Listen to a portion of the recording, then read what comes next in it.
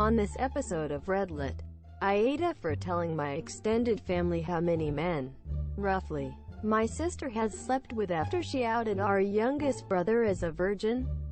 AmItheA for suggesting my 7-yo name his new stuffed tiger, Tigbitis. AmItheA for despising my mentally handicapped sister. AmItheA for giving my ex-wife a large amount of money I won despite the anger of my GF.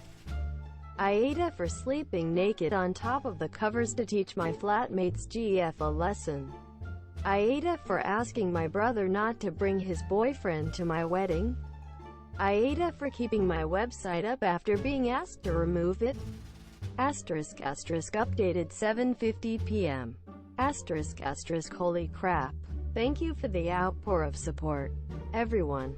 I never thought posting this in an online community was going to reach the right eyes so quickly. I had written this on my lunch break and was completely blown away and brought to tears when I checked back in after work. Several people reached out with helpful resources, including a litigator on Reddit who put me in contact with a colleague who practices in my state. Apparently there is precedent and people have won against the state, although it did take several years. My intent was to answer more questions since I wasn't able to do that while at work. I was also going to post the website as that has been a popular request. However, I've been told not to continue further discussions beyond what I have already posted if I wish to pursue a civil suit. Just a couple things I want to address in my update here. Some people are saying I'm leaving out details. My original post was much longer, but there's a 3,000 character limit imposed. I had to delete a lot of things from my initial draft, so I apologize if it looks like details have been left out. I did try to make sure everything that was relevant was kept. Lastly, my son is now back with me. There was a lot of paperwork and even a court hearing. But we're together now and that's what counts. I'm sorry if I didn't respond to your comment or private message. I'm still going through my unread messages and still have quite a lot left to read. Truly, thank you from the bottom of my heart for your support, words of encouragement, and advice that you sent my way. I can't even begin to put into words how grateful I am this year again. Thank you so much to all the kind strangers who went out of their way to help. // Back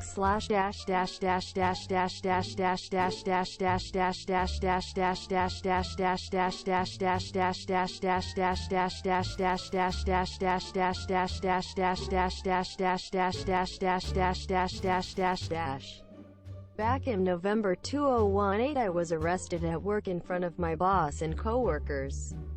It was the most humiliating thing I've ever experienced. I later learned at the police station that I was being charged with multiple felonies. This came as a huge surprise. Luckily, I was able to keep my wits and lawyer up instead of speaking with a detective for $13,000, which completely wiped my savings. I was able to retain a criminal defense attorney. However, it cost me everything and I was unable to pay my bond.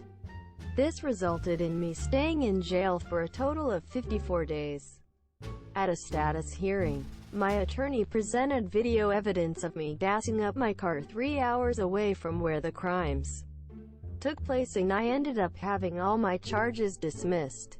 When I finally got out, I learned that I had lost my job, was in the process of being evicted, and my son was in the state's care.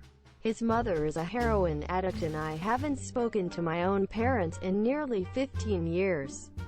They wouldn't let him go to my girlfriend because they didn't consider her family. Since my release, I've learned that I can't sue the police and no one gives a shit that I was locked up for 54 days. Because the detective did poor investigation work. I've gone to the local press about this and was told that what happened to me happens quite a bit. They took down my info but never followed up. So what I did was create a website sharing my story. I also uploaded the police report and some other documents from the discovery. Literally the only reason why I was arrested was because an eyewitness said they saw me. If the detective had done his job, he could have verified that I wasn't even in town on the day the crimes took place. This is what pisses me off the most. My life was ruined because of a lazy employee. I'm writing this now because my website is now ranked number 2 on the first page of search results when you type in my town's name. I live in a touristy town and we attract a lot of visitors over the summer. My web traffic has more than quadrupled, and apparently it's gotten someone high up's attention. I received a cease and desist letter recently, which I showed to my attorney. He said sharing my experience online isn't illegal and that everything I had stated was a fact or my own opinion, protecting me from a defamation lawsuit. Yesterday I received a visit from 2 officers and the detective who had arrested me. He apologized, stating, "Mistakes can happen." They then talked to me about my website and asked if I could remove it. I said I would delete it on the condition that the detective leave his job and never do police work again. Suffice to say that isn't happening. After the visit I received, I'm more pissed off that the only reason the detective apologized to me was to get me to take down my website. I don't plan to, and the only one supporting this is my girlfriend. My friends think I'm being spiteful and have suggested that I just delete it. AmItheA for keeping my website up. AmItheA for asking mom's boyfriend to stop trying to parent me. AmItheA for ruining both my parents' marriages for disowning me. I am the byproduct of my parents' extramarital affair. Both of them had spouses at the time. My birth mother got pregnant and had to tell her husband as he was overseas when I was conceived, so there was no way I was his. A few months after I was born they decided not to divorce. I was given to my grandparents on my mother's side to raise, with my birth father secretly paying child support without his wife's knowledge. Both my parents had other children. My dad's side knows nothing about me, but my siblings on my mom's side were told that I am adopted by my grandparents. Recently I decided that I wanted to know more about my dad's family and I sent a friend's request to one of my siblings and my dad so I could get to know him. Monsieur Welly freaked out and contacted my birth mom and they asked to speak to me over Skype. They both told me that they couldn't risk staying in contact with me and told me that they were going no contact and to please respect it and move on with my life. Well, I did pretty much the opposite. I contacted my dad's wife and shared screenshots of our conversations and told her everything. She is now divorcing him, while on my mother's side I told both my siblings, who then went on to tell extended family including her husband's side, so now they're separated and my siblings hate my mother. Currently my siblings on both sides' lives have been upturned, and after the satisfaction has worn off I feel like I unnecessarily hurt them through my parents. AmItheA for ruining my parents' marriages. AmItheA for telling cashier that wasn't the girl's credit card. Throwaway because husband told me I was tall and want to know before I get home and argue. On phone, format is bad. I was in a higher-end department store today. Rhymes with looming tales. And happened to end up next to 2 teenage-aged girls while shopping. One of the girls had picked out a pair of very expensive boots and they were both fawning over them. Your second girl must have looked at price tag and asks Boots girl if she's really gonna spend that much on boots. Girl with boots says something along the lines of, "It's fine, I have my dad's credit card, I'm not paying," which instantly caught my attention because that's not her card.